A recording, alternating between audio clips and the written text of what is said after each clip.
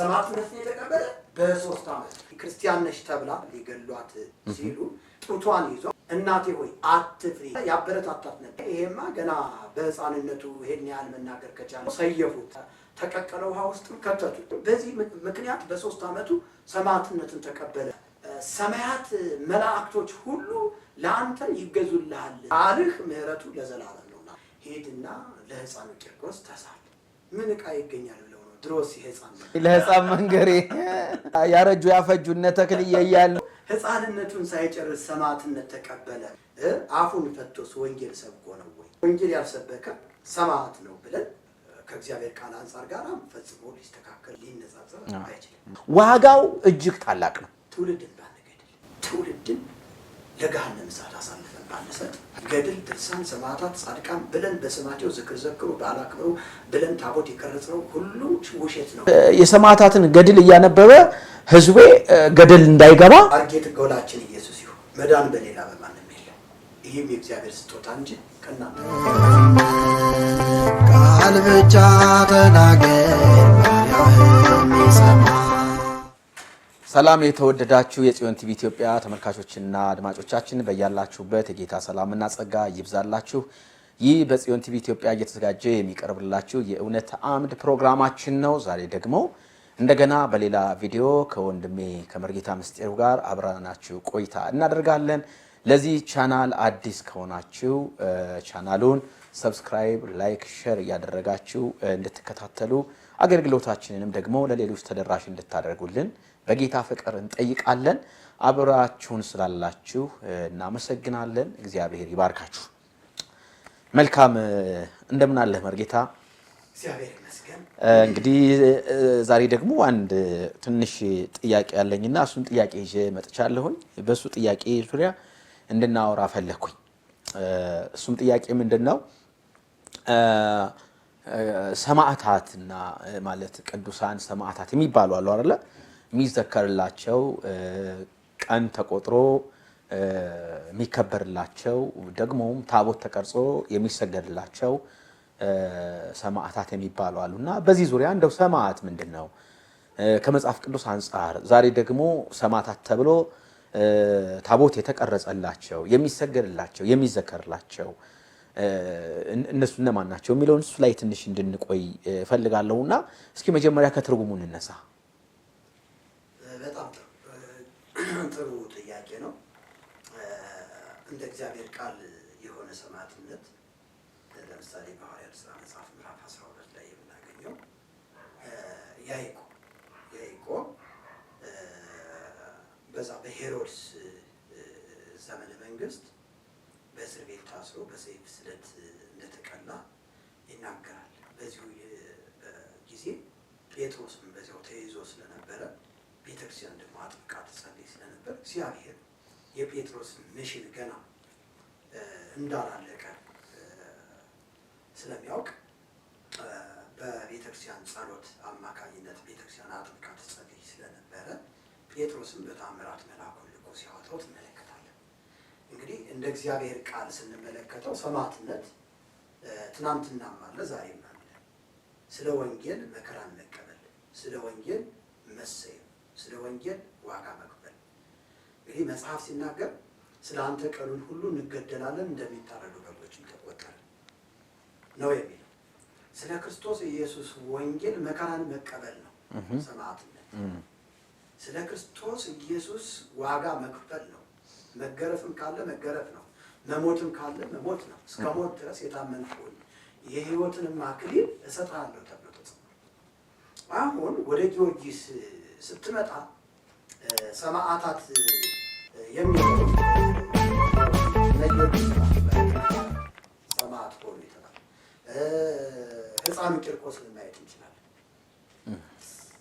እነሱን የሰማዕትነት ለምንድን ነው ሰማዕትነት ዘንዶ ስለገደለ ይላል።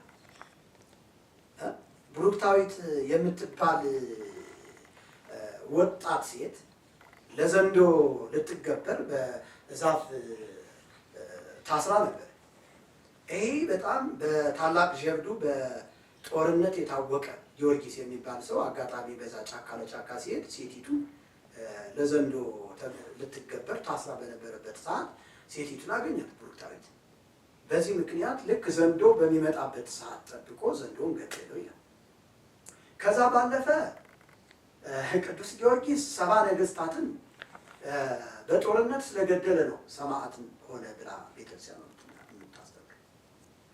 70 ነገስታትን ሲገድል ግን በብዙ ጊዜ መቃኒተ ስቃይ፣ በብዙ ግርፋት፣ በብዙ መከራ ዋጋ ሲያስከፍሉት በነበረበት ጊዜ እንደገና እየተነሳ አንድ ጊዜ እኮ ጊዮርጊስ አንገቱን እንደዚህ ቀልተውት ከዛ አብሮት የነበረ አንድ አገልጋዩ በጣም እያለቀሰ አንገቱ የብቻ ከአንገቱ በታች ያለው አካል ደግሞ የብቻ ሆኖ እያለቀሰ በነበረበት ሰዓት የጊዮርጊስ አንገት በተአምራት ተመልሳ እዛው እንደተጣበቀችና አነ ውእቱ ጊዮርጊስ ብሎ እንደገና እንደተነሳ ይናገራል።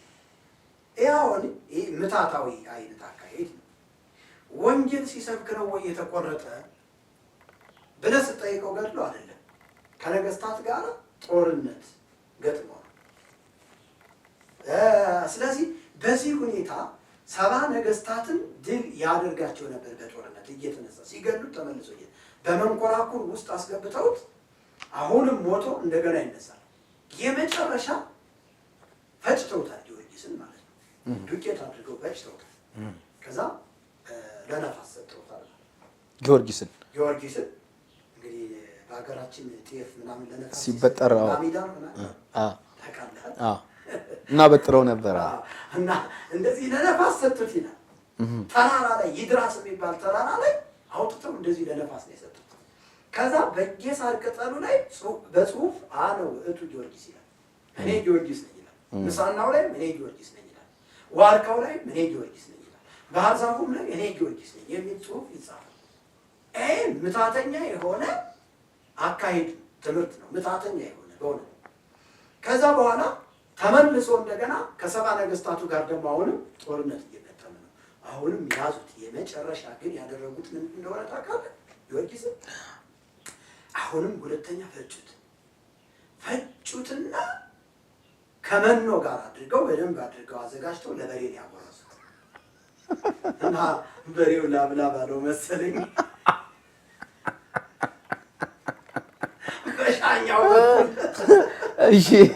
በሻኛው በኩል ታፈትልኮ ወጣ። ተበልቶም ማለት ይህንን እኮ ስትናገረው ራሱ አይሰቀጥጥ። በሻኛው በኩል ባይጻፍ አሁን አንተ ይሄ ገድሉ ላይ ባይጻፍ እኮ አትቀበልም፣ አታምነው ነው። ግን በሬው በላው ማንን? ጊዮርጊስን። ተፈጭቶ በመኖ መልክ ተደርጎ ጊዮርጊስን አበሉት ማለት ነው። ከዛ አቶ ጊዮርጊስ በሻኛው በኩል ሾልኮ ወጣ። በላብ ወጣ እንዳንል እንግዲህ ኧረ ጉዴ ነው እናንተ ዛሬ።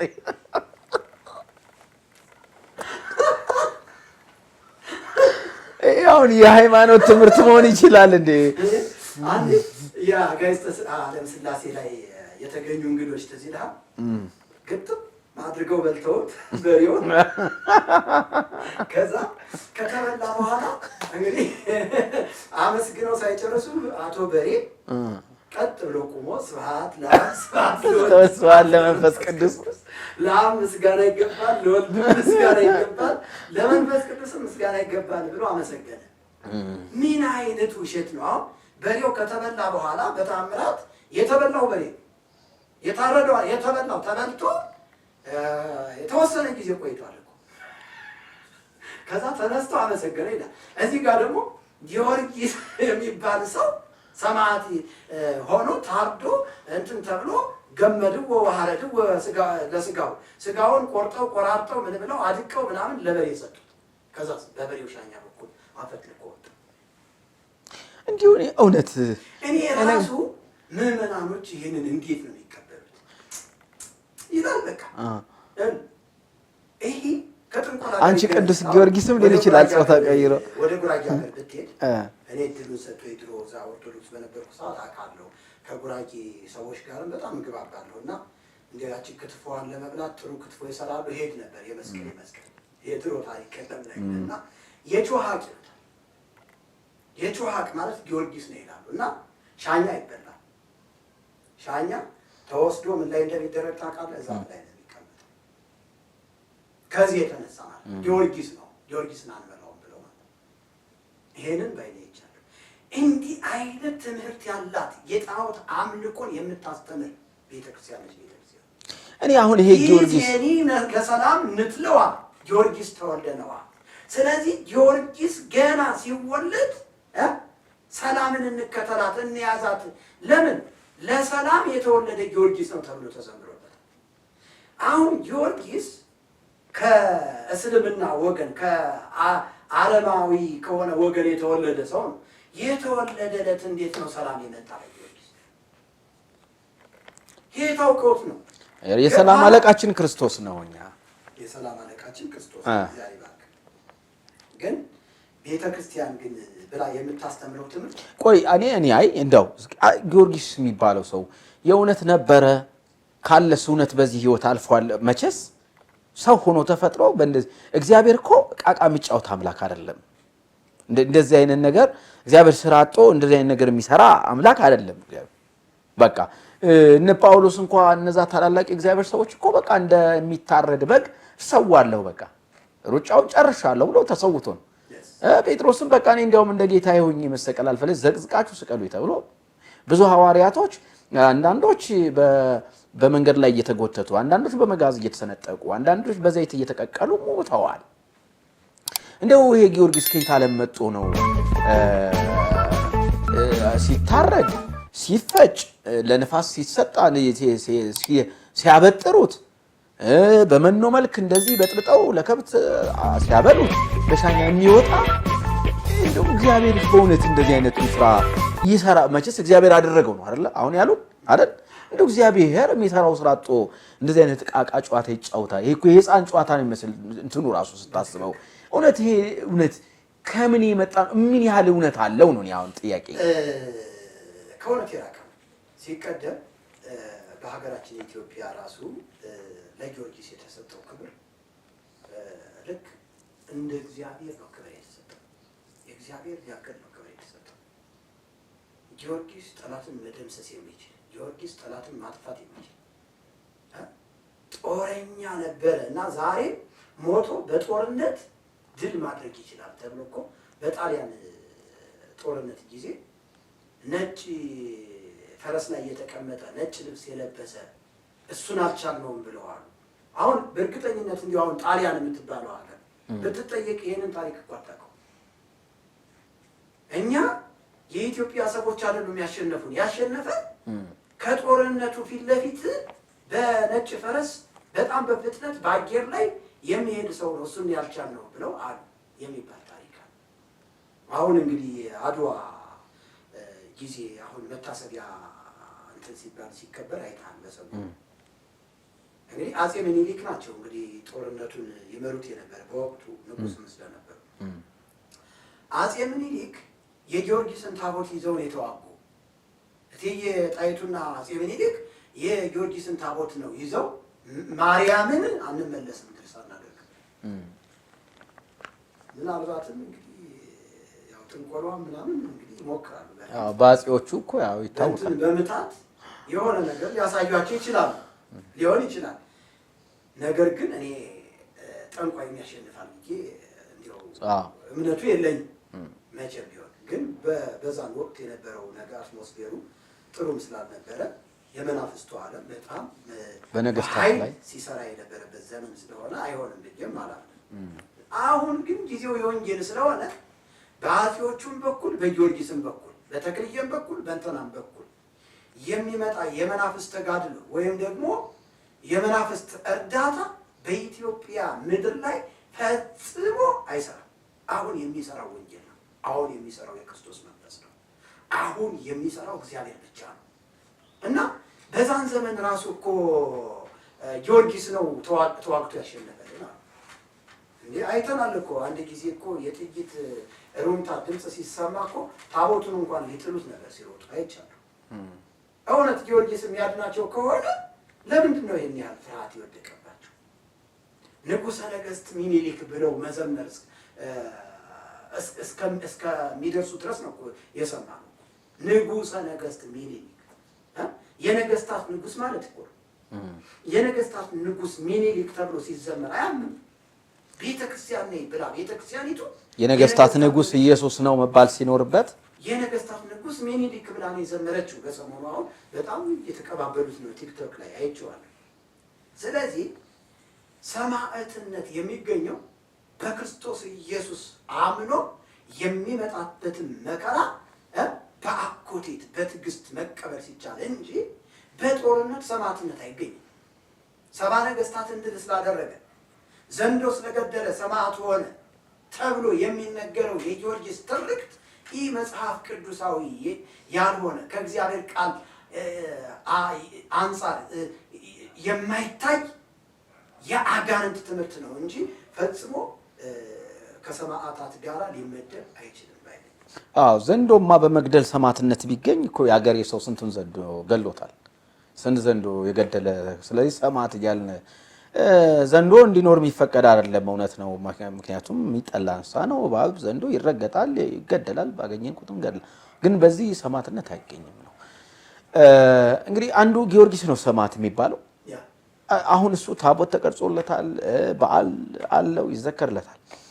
ሌሎች ሰማዕታቶች አሉ። እነማን ናቸው? ሌላ ሰማዕት ማለት በጣም ብዙ በቁጥር ይሄን ያህል ብለህ የማታውቃቸው ገድልና ትሩፋት ተቀብለዋል የሚባሉ እንዲሁም ደግሞ በስንክሳር የተጻፈላቸው አልፎም ገድል የተጻፈላቸው እነ አርሴማን ማንሳት ትችላለህ። እነ ቂርቆስን ማንሳት ትችላለህ። በጣም ብዙ ናቸው። አሁን ለምሳሌ እነዚህ ሁሉ ክርስቶፎሮስ ሰማዕት ነው የተባለ ሰው ሲበላ የነበረው የሰውን ደም ሲጠጣ የነበረው ክርስቶፎሮስ ራሱ ከዚህ በላይ ውሻ የነበረ ሰው ነው። ከዚህ በፊት አወርተንበታል መሰለኝ። እና እሱ ራሱ ሰማዕትነት አገኘ ተብሎ ነው ታቦት የተቀረጸለት። ስለዚህ ሰማዕታትን እንዲያው እንናገር ከተባለ በጣም ብዙ ናቸው። ግን የሰማዕታት አለቃ ሰማዕታት ደግሞ ከፍ ከፍ የሚያደርጉት ደግሞ ተብሎ የሚታወቀው ሕፃኑ ቂርቆስ።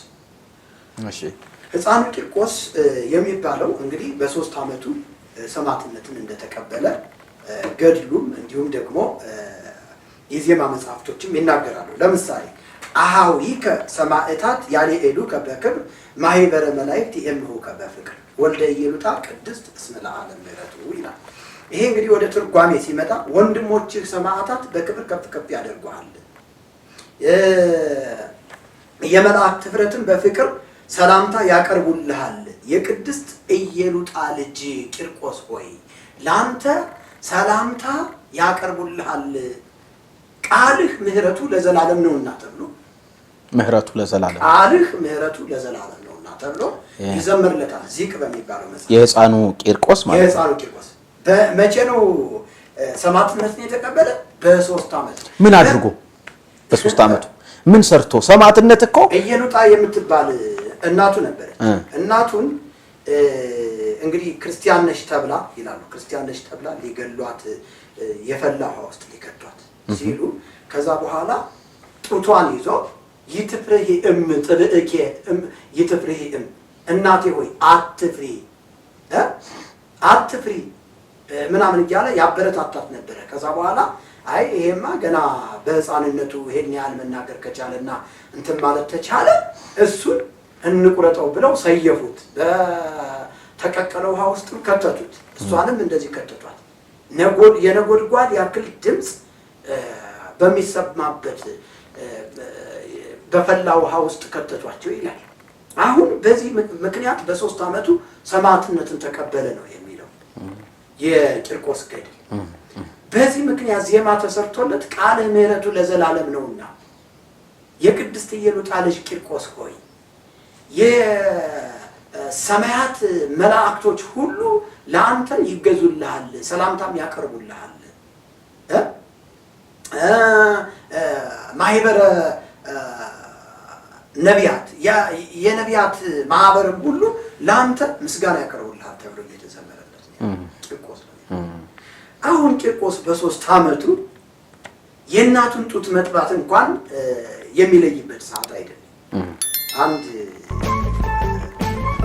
ወዳጅ ነገራቸው ትዝ አለኝ። እንዲያውም ስለ ቂርቆስ ስናወራና አንድ ጊዜ የሆነ ውድ ዕቃ ይጠፋበታል አንድ ወንድ እና ከንስሐ አባቱ ጋር ይሄድና ሲያማክራቸው አይ ይሄማ በጣም ቀላል እኮ ምንድን ነው ሲላቸው ሄድና ለሕፃኑ ቂርቆስ ተሳል ይለዋል ማለት ነው። ከዛ ሕፃኑ ቂርቆስ ይለዋል ይሄድና ቤተክርስቲያን እንዲያው ይሄንን ዕቃ ብታስገኝልኝ ጥላ ይዤልህ እመጣለሁ ይለዋል። ከዛ በዚህ ቀን በቃ ልክ ክብረ በዓል አለው አይደለም በዚህ ቀን እንዲያው ይዤልህ እመጣለሁ ምናምን ነገር ጥላ ይዤልህ እመጣለሁ ምናምን ነገር ይለዋል። እና ልክ ቀኑ ደረሰና እዛ ቂርቆስ ቤተክርስቲያን ይሄዳል። ከዛ የንስሐ አባቱ ያገኙታል። እንዲያው ዕቃ ተገኘ? አይ ምን ዕቃ ይገኛል ብለው ነው ድሮስ የሕፃን መንገድ ድሮስ ለሕፃን መንገድ የራሱ ጥፋተኛው እኔ ነኝ ለሕፃን መንገሬ እንደ ስንት ያረጁ ያፈጁ እነ ተክልዬ እያሉ ወታደሮች ምርኮ አስመላጆችን ሕፃን ነው ሄዳሉና እንዲያው ሕፃንነቱን ሳይጨርስ ሰማዕትነት ተቀበለ መባሉ በእውነት ለሰማዕትነት የሚያበቃው ነገር አፉን ፈቶስ ወንጌል ሰብኮ ነው ወይ? መቼም ወንጌል ያልሰበከ ሰማዕት ነው ብለን በድፍረት መናገር የምንችልበት ሞራል ከየት አገኘ? እንዴት ልናገኝ? እና ሰማዕታትን በምንመለከት ጊዜ አሉ በመጽሐፍ ቅዱስ ሰማዕት ይሆኑ አሉ። ጻድቃንን በምንመለከት ጊዜ በክርስቶስ ኢየሱስ ደም ከኃጢአታቸው ነጽተው የጸደቁ አሉ፣ ጻድቃን አሉ። ክብር ለእግዚአብሔር። ከዚህ ያለፈ ሰማዕትነት አለ ብላ ያስቀመጠችው ቤተክርስቲያኗ እንግዲህ የራሷን ጥቅም የምታገኝበት መንገድ ነው እንጂ ከእግዚአብሔር ቃል አንጻር ጋር ፈጽሞ ሊስተካከልና ሊነጻጸር አይችልም። እንግዲህ ሰማዕትነት የሚገኘው ጽድቅ በእምነት ነው። ጽድቅ በእምነት ነው። መጽደቅ የሚቻለው በማመን ነው። ሰማዕትነት ግን በስራ ነው። በስራ ስንል በመዘከር አይደለም። በስራ ስንል ወንጌልን በማገልገል ወንጌልን በመስራት የመጀመሪያው ሰማዕት እስጢፋኖስ አለ። ቅድም ያዕቆብን አንስተሃል። ወንጌልን ሲያገለግሉ ነው የተሰዉ። ሌሎችም ሐዋርያቶች እያንዳንዶች የቤተክርስቲያንን እየገደለ አይደለም። ሌሎችም እየገደሉ ነው። እነዚህ የሚያደርጉትን አያውቁምና ይቅር በላቸው ብሎ ነው ሰማዕት የሆነው። በድንጋይ ሲወግሩት እስጢፋኖስን አባቶ የሚያደርጉትን አያውቁም ይቅር በላቸው። ኢየሱስ የጸለየው ጸሎት ነው እስጢፋኖስ የጸለየው። ሰማዕትነት የሚገኘው በፍቅር ወንጌልን በመናገርና በአጸፋው ደግሞ ዱላው መሰየፉ መገደሉ ሲመጣ ነው። ሰይፍ ሲመጣ ነው። የፍቅር ወንጌል እያገለገሉ ሲሰዉ ነው። ስለዚህ ሰማዕትነት ወንጌልን በመስራት ወንጌልን በማገልገል የክርስቶስን ወንጌል በመስበክ የሚመጣብንን ዋጋ ስንቀበል ነው ሰማዕትነት የሚባለው።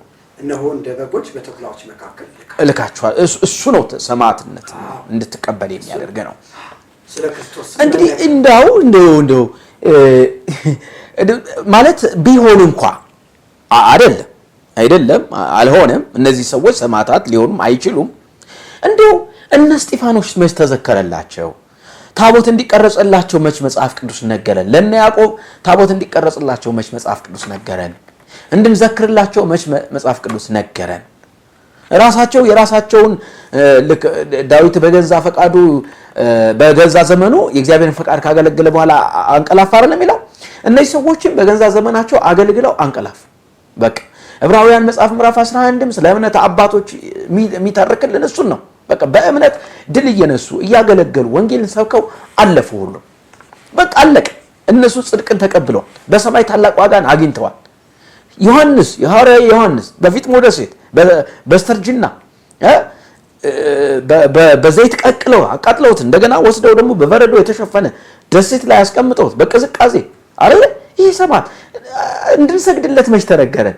ታቦት ቅረጹለት እኮ አላለንም እግዚአብሔር። በቃ ጌታ እኮ ተደስቶ በዮሐንስ ላይ አግኝቶታል አይደል? በሚገርም መገለጥ ደረቱን በወርቅ መታጠቂያ የታጠቀ አይኖቹ እንደ እሳት ነበልባል የሆኑ አየሁ አይደል ያለው።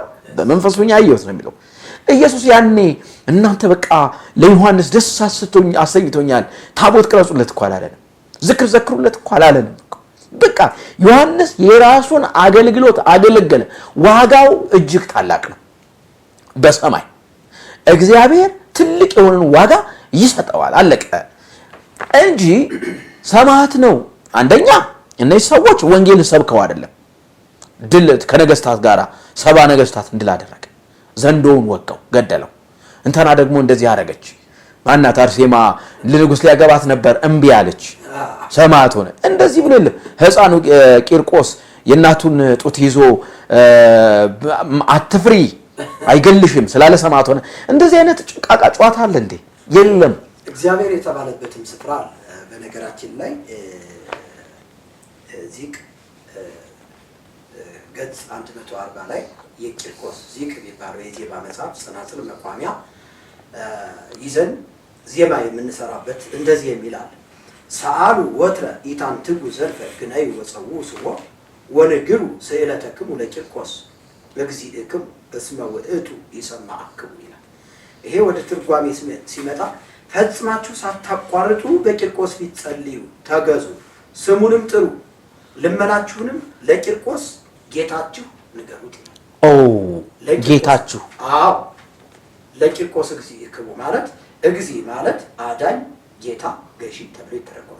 ስለዚህ ለቂርቆስ ጌታችሁ ንገሩት ስለታችሁን፣ እሱ ይሰማችኋል። ሳታቋርጡ ደግሞ በፊቱ ጸልዩ፣ ይሰማችኋል ተብሎ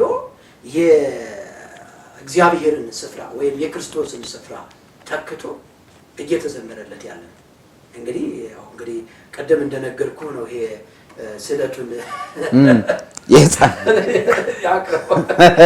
ነገር በህፃንነቱ እንግዲህ እግዚአብሔር አድርገውታል እና ቤተክርስቲያን እንዲያው በእውነት በቅንነት ቢረዱንና መቼም ይህንን ምድር እኮ ጥለነው ነው የምንሄደው።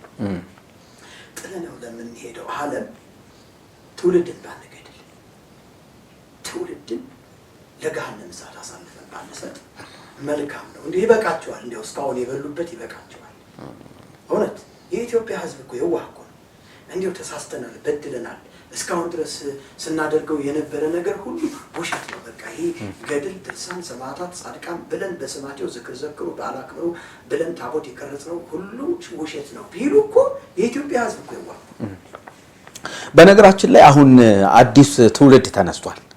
አዲሱ ትውልድ ምንድነው? በእርግጥ በሌላም ጽንፍ አለ እንጂ ገድልና ድርሳን ለክርክር አይበቁም። በቃ ከኛ ጋር መወያየት ከፈለጋችሁ በመጽሐፍ ቅዱስ ላይ እንወያይ፣ በነገረ ድነት ዙሪያ እናውራ፣ እንነጋገር ማለት ጀምረዋል። ምክንያቱም ገድልና ድርሳን ለክርክር የሚበቁ አይደሉም ብለዋል።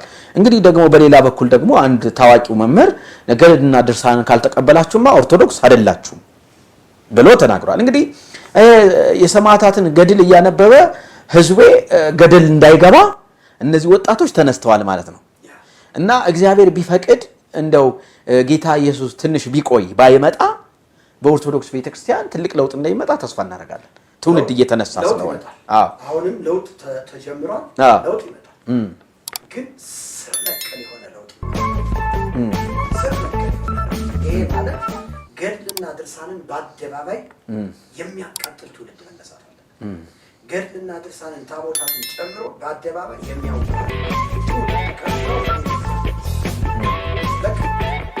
እኛ እኮ አንድ ስዕል አድኖ ገና ስንነካ እኮ ስዕል አድኖ ነካ ብሎ 3 አይነት ሰዎች ናቸው የተፈጠሩት። ወደ ቃሉን ወደ ማንበብ የመጡ ሰዎች ተነስተዋል። ለካ ስዕል አድኖ አይገድልም ብለው ደግሞ ጌታን የተቀበሉ ሰዎች ተነስተዋል። ብለው ደግሞ በቁጣ ደግሞ የተነሱ ግደለው፣ ፍለጠው፣ ቁረጠው የሚለው ገዳይነታቸውን ደግሞ ያሳወቋል። አንተንም ሰማዕት ሊያደርጉ ፈልገው ነበር። ሰማዕት ሊያደርጉ እኔ ደግሞ ገና ተልኳል፣ የተሰጠው ተልኳል። ያን ሳልጨርስ አልሞትም እንጂ ለእኔ ምንም ችግር የለም። እግዚአብሔር ይመስገን። መልካም እንግዲህ የመጨረሻ ሀሳብን እንሰጥና ይሄ ሰማዕትነት በሚለው ዙሪያ የመጨረሻ ሀሳብን እንሰጥና ጠቅልል አድርገን ወደ መጨረስ ብንመጣ መልካም ነው። የመጨረሻ ሀሳብህን እስኪ። ሁልጊዜም የመጨረሻ ሀሳቤ ታርጌት ጎላችን ኢየሱስ ይሁን። ወደ ኢየሱስ ሰዎች አይናቸው ያንሱ። መዳን በሌላ በማንም የለም። እግዚአብሔር አብ ከወደደን ከትልቅ ፍቅሩ የተነሳ ልጁን ኢየሱስ ክርስቶስን ሰጥቶናል። ጸጋው በእምነት አድኗችኋል። ይህም የእግዚአብሔር ስጦታ እንጂ ከእናንተ አይደለም። ሰዎቹ አይድከሙ፣ ተራራ አይውጡ፣ ዋሻ አይግቡ፣ ቁልቁለት አይውረዱ፣ ዳገት አይውጡ። ይበቃል፣ በቃ ይበቃል። ህዝባችንን አታስጨንቁት፣ ህዝባችንን ልቀቁት፣ እግዚአብሔርን ያምልክበት የሚል ሀሳብ ነው የማቀርበው። ይሄ መልእክት ለኦርቶዶክሳውያን ይድረስልኝ የሚል መልእክቴን አስተላልፋለሁ። እግዚአብሔር ይባርክ። እንግዲህ ቀደምም ትንሽ ነካ አድርጌው ነበርና የእምነት አባቶች ለወንጌል ገድልን ተጋድለዋል። ሩጫውን ጨርሻለሁ፣ መልካሙን ገድል ተጋድያለሁ፣ ወደፊት የጽድቅ አክሊል ይጠብቀኛል፣ እሱንም ከጌታ ይጀረከባለሁ እና መልካም ገድል ተጋድለዋል አባቶች፣ የእምነት አባቶች። የእምነት አባቶችን ገድል ለማየት የብሉይ ኪዳንም ሆነ የአዲስ ኪዳን ገድል የተጋደሉ ሰዎች ለማየት ቀጥታ ዕብራውያን ምዕራፍ 11 ማየት በጣም ተገቢ ነው። የዕብራውያን ጸሐፊ ምዕራፍ 11 ላይ የእምነት አባቶችን በሙሉ ከዘረዘረ በኋላ ምዕራፍ 12 ላይ ይቀጥላል። እንግዲህ እነዚህን የሚያህሉ ምስክሮች እንደ ደመና በዙሪያችን ካሉልን እኛ ደግሞ ኃጢአት የሚሆነው የሚከብድብንን ሸክም የሚሆንብንን ነገር አስወግደን የእምነታችንን ጀማሪና ፈጻሚ ተመልክተን ሩጫችንን በትዕግስት እንሩጥ። አሁን የእምነት አባቶችን ይዘረዝርና ግን የዕብራውያን ጸሐፊ ደስ የሚለው ተመልከቱ ይለናል። አብርሃምን ተመልከቱ አይልም፣ ዳዊትን ተመልከቱ አይልም፣ ሙሴን ተመልከቱ አይልም፣ ኤልሳን ተመልከቱ፣ ኤልያስን ተመልከቱ አይልም። ምስክሮች ናቸው። እንደ ምስክር ማለት መልካሙን ገድል የተጋደሉ ናቸው፣ አገልግሎትን የፈጸሙ ናቸው፣ እግዚአብሔርን ያገለገሉ ናቸው። ነገር ግን እናንተ ማንን ተመልከቱ ተባል? የእምነታችንን ጀማሪ ፈጻሚ ተመልከቱ አለ። እናንተ እንደምትሉት እነሱ እንደሚሉት ጊዮርጊስ ሰማዕት ሆነ፣ ሕፃኑ ቂርቆስ ሰማዕት ሆነ እንደሚሉት እንኳን ሆኖ ቢሆን ለራሱ ነው። ለኛ የሚጠቅመን ነገር የለም።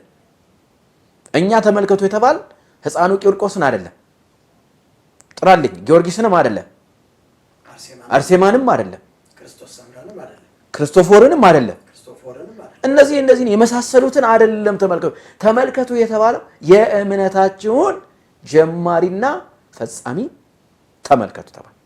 ስለዚህ ጥሪ የምናቀርብላችሁ አይናችሁን ከሕፃኑ ቂርቆስ ላይ አንሱ፣ አይናችሁን ከጊዮርጊስ ላይ አንሱ፣ አይናችሁን ከሌሎች ሰማዕታት ላይ ያሉትን ሰማዕታት ምናምን ብላችሁ አይናችሁን የጣላችሁባቸው አይናችሁን አንሱና በመስቀል ላይ የተሰቀለላችሁን የእምነታችሁ ጀማሪና ፈጻሚ የሆነውን ኢየሱስ ክርስቶስ ላይ በትኩረት አይናችሁን አድርጉ ማለት እንወዳለን።